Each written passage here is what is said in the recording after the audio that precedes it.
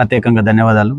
మరి బాదురుగూడ, లక్ష్మీతాండ 2 గ్రామాల సర్వే నంబర్లలో ఈ మధ్యనే హైదరాబాద్ వచ్చి వాళ్ళు ఒక అన్నలను కూమింగ్ చేసిన విధంగా, అడవులలో అన్నలను పట్టుకోవడానికి బెటాలియన్లు ఏ విధంగా అయితే కూమింగ్ చేయడానికి గ్రామాలను నిర్బంధం చేసి ఇళ్లకు పోలీసులు జొరబడి ఇళ్ల చుట్టూ కవాతు చేస్తూ ఈ ప్రజలను భయభ్రాంతులకు గురి చేస్తూ మీరు బయటికి వెళ్తే కాల్చి పడేస్తామనే విధంగా వీళ్ళను భయభ్రాంతులకు గురి చేసి ఇక్కడ ఉన్నటువంటి భూములన్నీ కూడా 60-70 సంవత్సరాల నుంచి వీళ్ళు చేసుకొని బతుకుతున్నటువంటి భూములను వీళ్ళు అన్యాయంగా కంచె వేస్తూ తుపాకులు పెట్టుకొని మరి పేద ప్రజలు, చదువుకొని ప్రజలు, చిన్న చితక పనులు చేసుకుంటా వ్యవసాయం చేసుకునే ప్రజలు, వ్యవసాయమే జీవనాధారంగా బతుకుతున్నటువంటి ప్రజల మీద తుపాకులు పెట్టి మరి మీరు కంచె వేసుకొని తీసుకున్నారే, ఇది కాంగ్రెస్ ప్రభుత్వానికి ఇది న్యాయమా అని మేము అడుగుతా ఉన్నాం.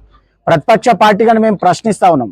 అయ్యా మరి మీరు బీఆర్ఎస్ ప్రభుత్వంలో ఒక నాయకుడు అంటున్నాడు, బీఆర్ఎస్ ప్రభుత్వంలో ఉన్నప్పుడు మేము కేటీఆర్ని గారు కలిసినాం, కేసీఆర్ గారిని కలిసినాం, మీకు పట్టాలు ఇస్తామన్నారు, మరి ఇన్ని రోజులు ఎందుకు ఇవ్వలేదు అని అన్నారు. అయ్యా మేము పట్టాలు ఇవ్వలేదు కానీ భూములు గుంజుకోలేదు. పట్టాలు ఇవ్వకపోవచ్చు, సమయం వచ్చినప్పుడు పట్టాలు ఇద్దామని ఆగొచ్చు మా ప్రభుత్వం, భూములు మాత్రం గుంజుకోలేదు. ఎందుకంటే ఆ ప్రజలకు జీవనాధారం అదే కాబట్టి బీఆర్ఎస్ పార్టీ వాళ్ళ పక్షాన నిలబడ్డది. అందుకే ఇప్పటి వరకు కూడా వాళ్ళ దగ్గర భూములు గుంజుకోలేదు.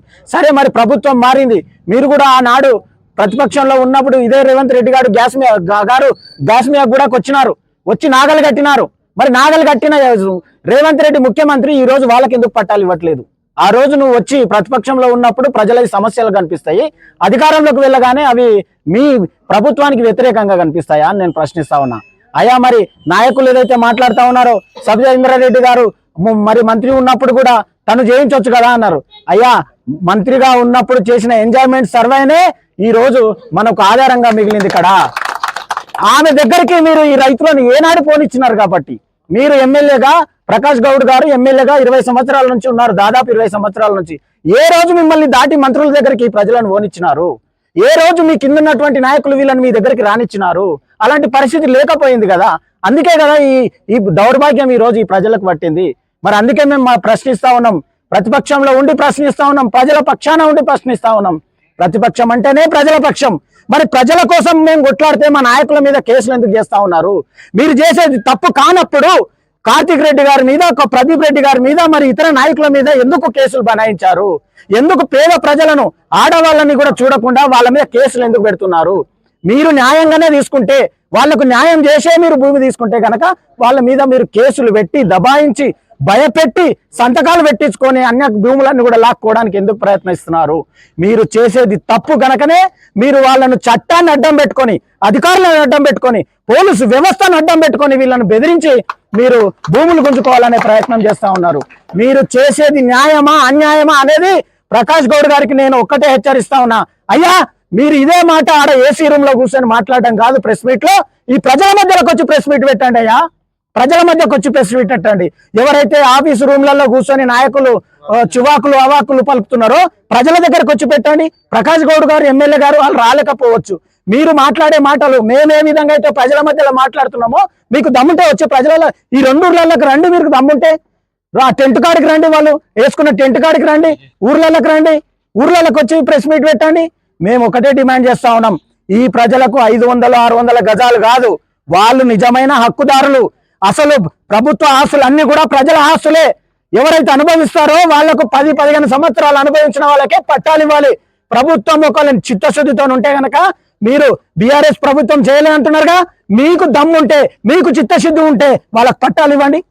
పట్టాలు ఇచ్చి మీరు ఏదైతే 600 ఎకరాలు 650 ఎకరాలు ఆక్రమించుకుంటున్నారో వాటి చుట్టూ ఏ బడాబాబులు ఎన్ని వందల ఎకరాలు ఉన్నాయి అవి ఇవ్వండి. ఫస్ట్ ఈ 600 ఎకరాల చుట్టూ ఉన్నటువంటి బడాబాబులు ఈ పేద రైతులను 10 లక్షలకు 20 లక్షలకు 5 లక్షలకు ఉన్నటువంటి భూములు తీసుకోండి మీరు ఫస్ట్. ఇవే గవర్నమెంట్ భూములు కొన్ని ఏళ్ల నుంచి చేస్తున్నటువంటి రైతుల దగ్గర గుంజుకోవడం ఇది ఖచ్చితంగా ఖండించదగ్గ విషయం. మేము ఒకటే హెచ్చరిస్తున్నాం ప్రతిపక్ష పార్టీగా. రైతులతోని ఎమ్మెల్యే గారు అసెంబ్లీలో మాట్లాడారు, మమ్మల్ని కూర్చోబెట్టండి, రైతులను కూర్చోబెట్టండి, ప్రజలను కూర్చోబెట్టి మాట్లాడి వాళ్ళకు ఒప్పందం జరిగిన నాడు అవి తీసుకోండి అని ఇదే అసెంబ్లీ సాక్షిగా మన ఎమ్మెల్యే గారు మాట్లాడిరు. మరి ఎన్నిసార్లు కూర్చొని మాట్లాడిరు? ఏ ప్రతిపక్షాన్ని మీరు పిలిచిర్రు ఈ సొల్యూషన్ తీసుకునేటప్పుడు? అంటే ప్రజల పక్షాన నిలబడే ప్రతిపక్షాలను పిలువరా? మీకు ఆమోదయోగం అయితే అదే నిజమైన తీర్పు అయిపోతుందా? ప్రజలకు న్యాయం జరుగుతుందా లేదా అనేది నిజంగా ఆలోచించేది ప్రతిపక్షాలే. మేము ఓన్లీ బీఆర్ఎస్ పార్టీని పిలవమంటలేం, ప్రతి పార్టీని పిలవండి, మీరు కూర్చోండి, ఇదే ప్రజలను పిలుస్తాం. వాళ్ళకి ఏది ఆమోదయోగ్యం అవుతుందో, ప్రభుత్వానికి ఏది అవసరమో దాని ప్రకారం నిర్ణయం తీసుకొని మీరు నిర్ణయం తీసుకోవాలి. అంతేగాని ఇట్లా ప్రజలను భయభ్రాంతులకు గురి చేసి గుంజుకోవడం ఇది సరైన విధానం కాదు. మేము ఒకటే హెచ్చరిస్తా ఉన్నాం, ఖచ్చితంగా ప్రజల మీద పెట్టినటువంటి కేసులు, మా నాయకుల మీద పెట్టినటువంటి కేసులు వెంబడే వాటిని విరమించుకొని ప్రజలకు ఏదైతే న్యాయం జరుగుతుందో అది చేయాలి. లేకుంటే మాత్రం వాళ్ళ ఉసురు జరిగి వచ్చే ఎన్నికల్లో ఇదే కాంగ్రెస్ ప్రభుత్వం, ఇదే ఎమ్మెల్యే గారు వీళ్ళందరూ కూడా తగిన మూల్యం చెల్లించక తప్పదని హెచ్చరిస్తూ సెలవు తీసుకుంటున్నారు. ధన్యవాదాలు.